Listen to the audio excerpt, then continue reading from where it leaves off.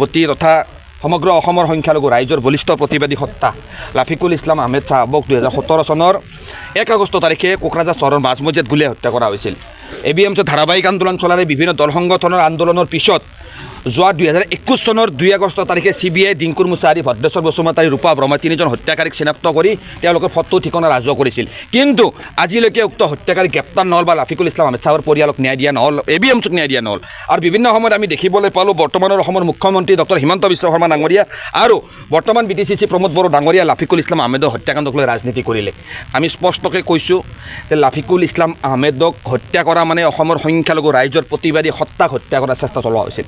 লাফিকুল ইছলাম আহমেদ চাহাবৰ হত্যাৰ দ্বাৰা ABMCৰ গণসংগ্ৰামখন স্তব্ধ কৰি দিয়াৰ চেষ্টা কৰা হৈছিল।